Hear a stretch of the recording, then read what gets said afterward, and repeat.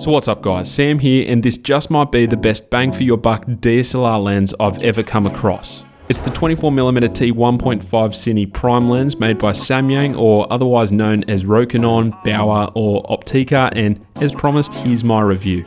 Now before we go on, if you haven't already, I recommend watching the 14mm review video, which will be linked in the description below, because it explains the difference between a standard photography lens and this lens here, which is a Cine lens.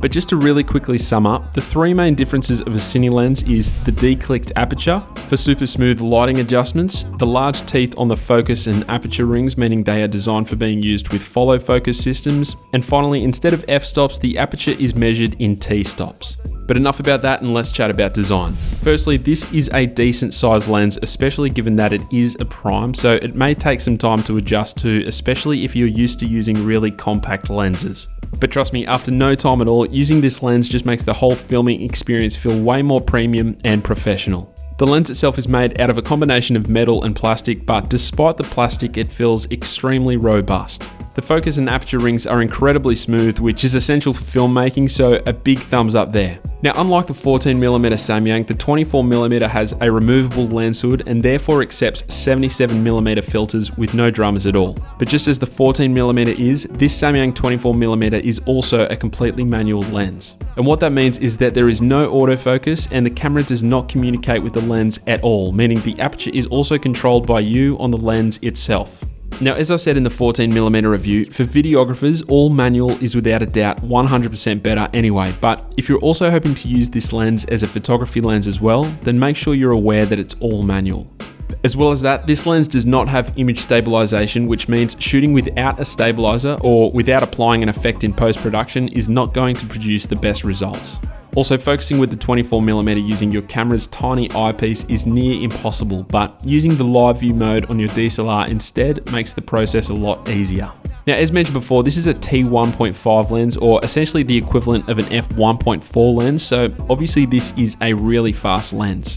Now, with an aperture that wide, this means we can let heaps of light into our images, which translates to great low light performance, but perhaps what most of us really like a fast lens for is for that incredibly shallow depth of field, where the subject is in focus and the background is super blurry. If you noticed that my review of the 14mm was looking considerably more epic than usual, well, that was because of this lens. I can honestly say having an aperture that wide just makes getting epic footage that much easier, and shooting for the 14mm review was just made a whole lot more efficient because I wasn't having to experiment 1,000 times before I got a nice shot. Now, I will say that whilst it is awesome shooting wide open at t1.5, the slight drawback to it is that the image becomes ever so soft. Stopping down to T2 or T2.8 makes the image become a lot sharper, but obviously you then sacrifice that super shallow depth of field.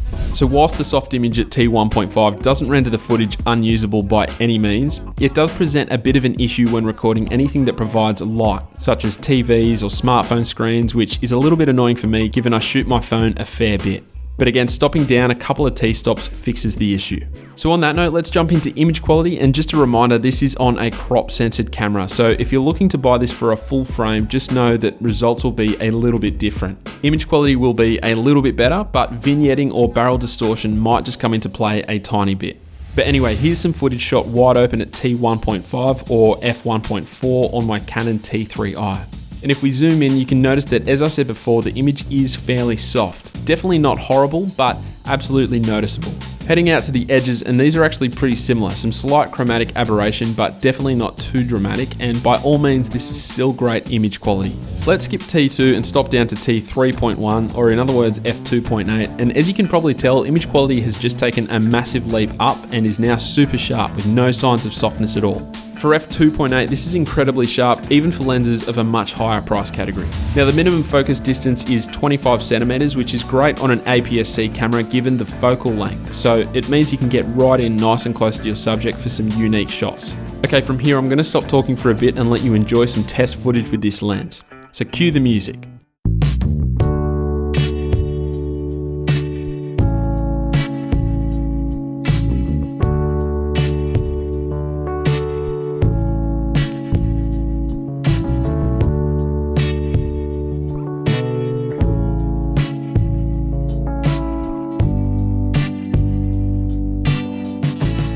Okay, so depending on where you buy this lens, you'll most likely be able to find it for around the $500 US mark. Now, considering this lens has the extremely popular focal length of 24mm and also has that super wide open aperture of t1.5, as long as the image quality held up, then this is an absolute bargain of a lens. And as we saw before, the image quality definitely does hold up. And so you're looking at a lens that is at least half, and in some cases a third of the price of other lenses with this same focal length and aperture. Again, if you're a videographer, this lens has rocked my world, so I reckon absolutely go for it. And if you're a photographer, if you know what you're doing and are keen for a manual lens, then again, go for it. Like I said, this lens fits both full frame and crop censored cameras, and it's a great lens for either one. So anyway, that wraps up today's video. Hopefully you enjoyed it, and if you have any questions regarding this lens or anything else for that matter, feel free to put them in the comments below. But thanks heaps for watching, and I'll catch you guys later.